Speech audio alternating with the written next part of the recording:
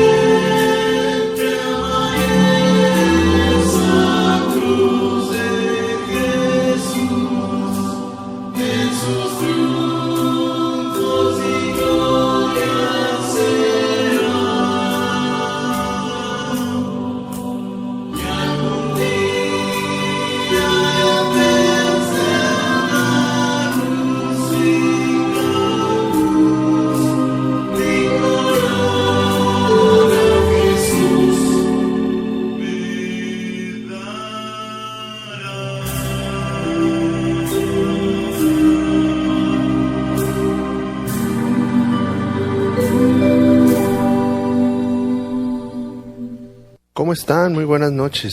Qué bueno que ya está en sintonía con nosotros, que nos acompaña en esta emisión número 24 de su programa Hay Vida en Jesús, que produce la Primera Iglesia Bautista de Torreón y se transmite a través de nuestro sitio de Facebook, Primera Iglesia Bautista de Torreón, y también a través de esta estación Radio Fórmula 105.9 de FM, 740 de AM.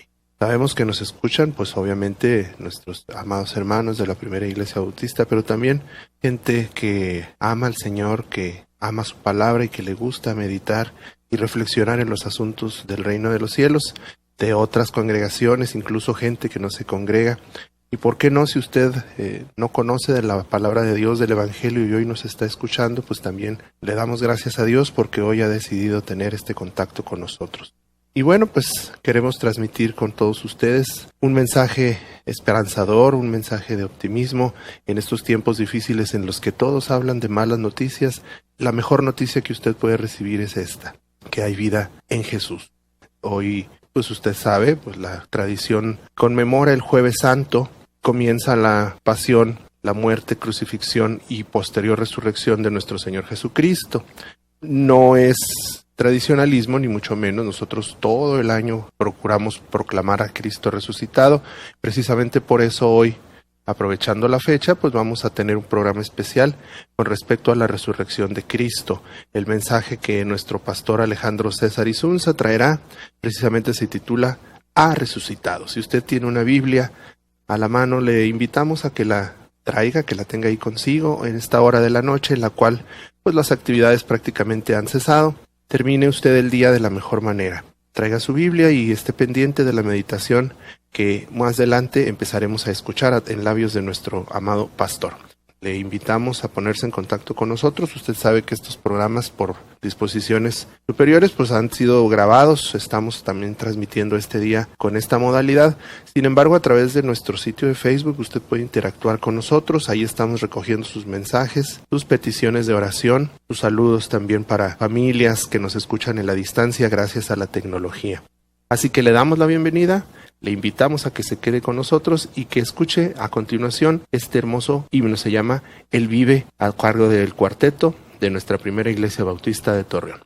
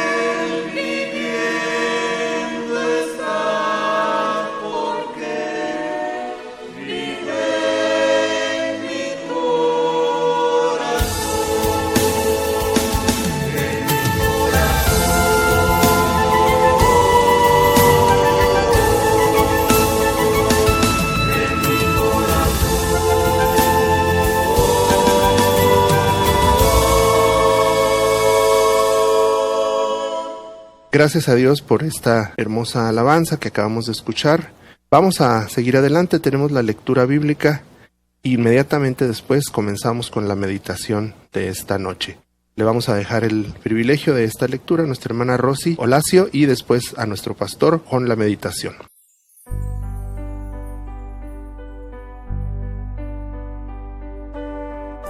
Lucas 24 del 1 al 12.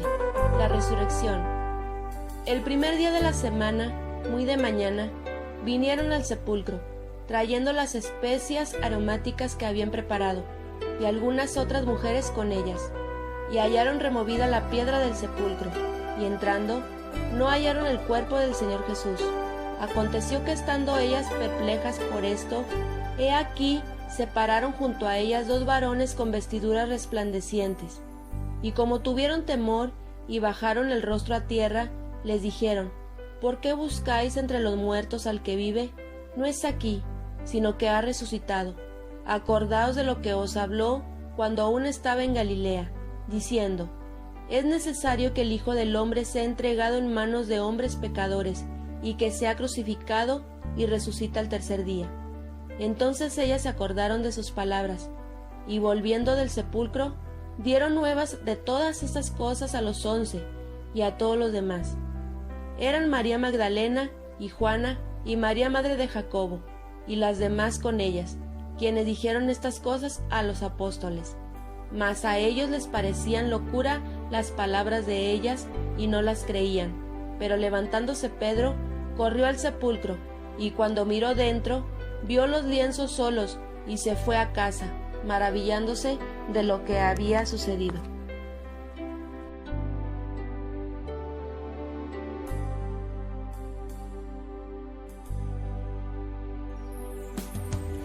Cuando el telón cayó ese viernes, la oscuridad de la crucifixión descendió sobre toda la tierra. En ese momento muchos cambiaron de parecer.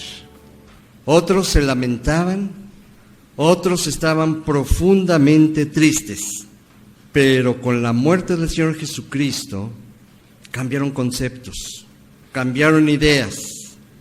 Como el centurión que estaba a un lado del Señor Jesucristo, que lo estaba guardando, cuando vio ese tremendo terremoto que sacudió la tierra y todo lo que había sucedido en esos momentos, únicamente exclamó: verdaderamente este era el Hijo de Dios. Todo indicaba hasta ese momento que el príncipe de este mundo, Satanás, había logrado lo que buscaba: matar al Hijo de Dios. Todo parecía que el príncipe de las tinieblas sobre el Hijo de Dios se había consumado. La victoria era de Satanás. Casi estoy seguro que en esos momentos había fiesta en el infierno, porque por fin habían matado al Creador, al que dio la vida, al que hizo el mundo, al que hizo el universo. Después de haberlo crucificado, ahora había gozo en el infierno. Todo en ese momento había acabado. Los discípulos del Señor Jesucristo tenían sus corazones despedazados. Sus esperanzas, ¿en quién las habían puesto? A fin de cuentas, sucumbió en la cruz. Como aquellos 2 que iban caminando camino a Emaús, ¿recuerdan? Iban comentando todo lo que había sucedido y no habían entendido cuál era el propósito de Dios al enviar a su Hijo Jesucristo. Pero había una pesadez en su corazón. Tenían el entendimiento nublado. No era necesario que el sol no estuviera y que fuera un día nublado y quizá lluvioso. Con la turbulencia que había en sus pensamientos y en sus corazones, era más que suficiente.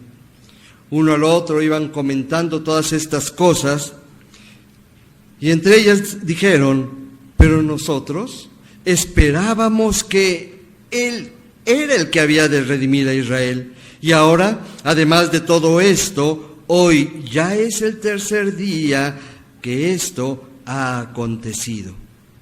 No lo habían entendido. Y quizá muchos de nosotros aún no entendemos el por qué el Señor tuvo que subir a la cruz. Estos estaban pensando todavía que venía el rey de Israel a quitar la bota opresora de los romanos. Y a eso no vino Jesús. Jesús vino a quitar el yugo opresor del pecado y de la muerte.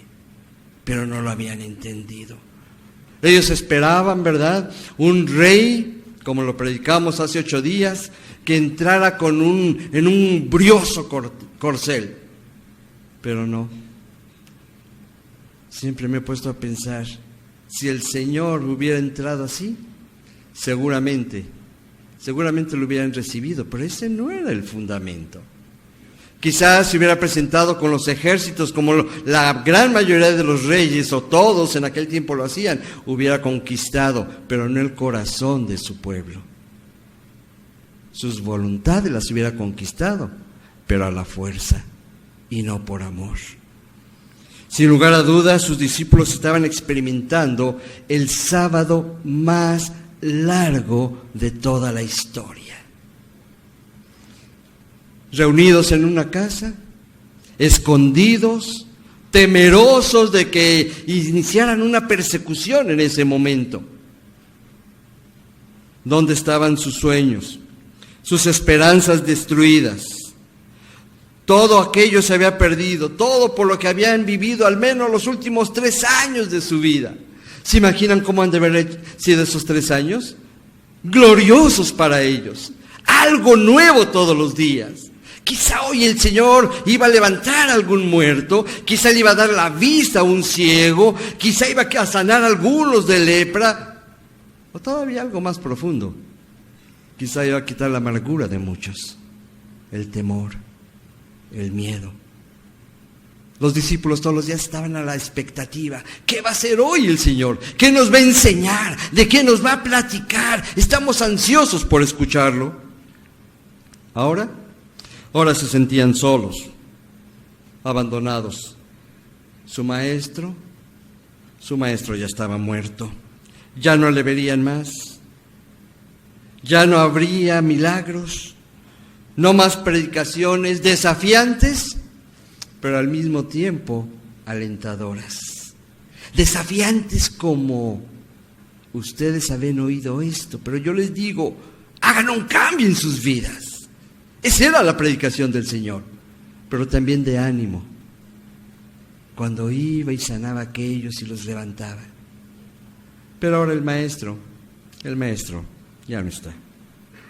Ya no se sentarían alrededor quizá de la fogata en la noche a escuchar cómo hablaba, todo lo que él quería compartirles antes de dormir. Siempre había una palabra del Señor para ellos. Ahora ya no. Estaban tan acostumbrados a escuchar su voz que esa voz, según ellos, se había apagado para siempre. Pero había un hombre que yo me he identificado mucho con él, y casi estoy seguro que usted también: Pedro. ¿Se imaginan cómo se sentiría en ese momento? En el momento en que él pudo haber dicho: ¡sí! Yo estaba dispuesto a morir con él. Se acobardó y lo negó. Pero Pedro no nada más estaba escondido en una casa. Él quería encontrar en ese momento un refugio donde nadie lo viera, porque se había cumplido lo que el maestro le había dicho. ¿Cómo se habrá sentido Pedro? ¿Culpable? ¿Qué habría en su corazón en esos momentos? Yo no sé si usted puede imaginarse lo que sentía Pedro. Tenía amargura, tenía dolor, remordimiento. ¿Usted puede sentir esto? Yo estoy seguro que usted lo ha experimentado, yo también. Simplemente cuando hemos negado al Señor. Y muchas veces no lo hacemos de palabra, pero lo hacemos con nuestros hechos, con nuestras vidas. Pedro se sentía en ese momento el más miserable de todos. Seguramente los demás discípulos no le dijeron absolutamente nada. Lo negaste, no que muy valiente. No. Estoy completamente seguro, aunque la Escritura no lo dice, que aunque estaba Pedro en esa situación, los demás ni siquiera lo veían de reojo. No se trataba de eso. No se trataba de darle un arma para que acabara con su vida. Pero era un sábado muy largo. Estaba sumido en sus pensamientos. Lo negué. Y no solamente una vez, sino 3 veces, como él me lo dijo. Le falló a su maestro. Lo negó. Se sentía realmente muy triste. Pero dice que cuando lo negó la 3ª vez, su mirada y la mirada del Señor Jesucristo se cruzaron. Dice que después que lo negó, lloró. pero lloró de una manera muy particular. La Biblia dice que lloró con amargura. Nadie podía consolarlo. Llorar con amargura es que me siento el más miserable de todos porque en el momento preciso le fallé a mi maestro. Ese día el apóstol Pedro se fue lleno de amargura, lleno de llanto. Pero ahora algo maravilloso estaba preparando Dios. Algo que iba a cambiar las vidas para siempre de estas personas. Un evento totalmente milagroso. Algo milagroso estaba preparando Dios para ese día. Un milagro que no únicamente cambiaría la vida de todas aquellas personas, sino que cambiaría el rumbo de este mundo para siempre. Versículo 1 del capítulo 24. ¿Cómo dice? El primer día de la semana, muy de mañana, vinieron al sepulcro, trayendo las especias aromáticas que habían preparado y algunas otras mujeres con ellas, el 2 también, y hallaron removida la piedra del sepulcro. Se dirigían juntas, muy de mañana, iban con un corazón también triste. Este grupo de mujeres que durante mucho tiempo estuvieron sirviendo al maestro, ahora iban nuevamente juntas, pero nadie decía nada. ¿Para qué comentar? Como que cada quien estaba, ¿verdad?, digiriendo su dolor, su tristeza. Sabían a lo que iban, sí, a ungir el cuerpo del maestro, pero iban calladas. Quizá uno que otro comentario se harían una a la otra. Se dirigían juntas, meditando en sus corazones lo que habían visto. ¿Qué habrá habido en sus pensamientos en ese momento? Quizás se sintieron frustradas, se sintieron abandonadas. Claro, por primera vez después de miles de años, un varón vino a darle el lugar que desde un principio Dios le dio a la mujer. La mujer no tenía valor en ese entonces, pero ellas habían sido valoradas. No sé qué pasó después con la mujer adúltera, no lo sé. Pero nunca en su vida, estoy seguro, esta mujer adúltera se había encontrado con un caballero como Jesús. La trató con amor, la trató con cortesía. Estas mujeres ahora, si antes se sentían abandonadas, ahora todo había acabado. Seguramente no podían olvidar la imagen del Salvador del mundo. Cómo fue castigado, porque en cada uno de los eventos que se llevaron a cabo ese viernes, ellas estaban ahí presentes. Cuando lo atraparon, cuando lo llevaron al pretorio, cuando lo golpearon, cuando lo sacaron y cargó la cruz, cuando ascendió hasta el monte de la calavera. En todos esos momentos estaban las mujeres. ¿Cómo olvidar todo lo que había pasado? Lo habían golpeado, cómo ellas estaban presentes cuando cada clavo fue perforando sus preciosas manos y sus pies. Ahora con gran tristeza se dirigían a la tumba del Hijo de Dios. Ellas y un varón estuvieron al pie de la cruz ese viernes, el discípulo amado. Como una prueba de su amor, de su devoción y respeto, ahora estaban movidas para ir a ungir su cuerpo. Ya el Señor con anterioridad les había hablado acerca de que iba a morir. Pero ¿saben qué? Voy a salir victorioso. No lo habían entendido, aunque el Señor ya les había hablado acerca de esto. Iban pensando, ¿verdad? Aquí en el versículo 2 ya vimos que la piedra fue removida. Pero ahí en Marcos, ahí en el capítulo 16, no lo busquen, ellas también iban meditando. ¿Y quién va a mover la piedra? Era una piedra que, según los estudiosos, pesaba más de media tonelada. Era redonda. Y la ponían en un canal, de arriba hacia abajo, para que una vez que introdujeran el cuerpo, pudiesen deslizarla sin cargarla y pudiera sellar con precisión la tumba. Ellas iban pensando, ¿y cómo le vamos a hacer? Pero qué hermoso, porque el verso 2 dice, y hallaron removida la piedra del sepulcro. Se trataba de una sorpresa hermosa. fue en dos sorpresas. Primero, la muerte del Señor Jesucristo. Y segundo, la piedra está removida. ¿Qué pasó? ¿Qué sucedió? Verso 3, y entrando no hallaron el cuerpo del Señor Jesús. ¡Otra sorpresa! ¿No les bastó haberlo matado? ¿Que hasta se lo llevaron? ¿Cuál habrá sido su sorpresa más profunda al no ver el cuerpo? ¿Estaba vacía la tumba? No. Estaban los lienzos, estaba el sudario. Si se lo hubieran robado con todo. Ahora, no estaba solo la tumba. Verso número 4. Aconteció que estando ellas perplejas por esto, he aquí se pararon junto a ellas dos varones con vestiduras resplandecientes. 5. Y como tuvieron temor, bajaron el rostro a tierra, les dijeron: ¿por qué buscáis entre los muertos al que vive? Encontraron la tumba vacía. Y como mencionamos, para colmo, el cuerpo ya no estaba. Quizá entraron algunas en desesperación. La muerte y después ya no está. ¿Qué pasó? ¿De qué se trata? ¿Por qué ahora esconden el cuerpo? La sorpresa de la piedra, la sorpresa de la tumba vacía, y gracias a Dios porque ninguna de estas mujeres era cardíaca. Porque de pronto dice que dos ángeles se les aparecieron. Yo no sé cómo reaccionaría usted si se le apareciera un ángel. ¿Cómo reaccionaría? Una sorpresa más. Los ángeles estaban ahí.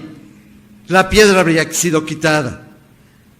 Pero qué hermoso lo que los ángeles les dicen, dándoles un mensaje convincente, poderoso. ¿Por qué están aquí? ¿Por qué están tristes? Y hay una pregunta hermosa. ¿Por qué buscan entre los muertos al que vive? En un momento regresamos. Hay vida en Jesús.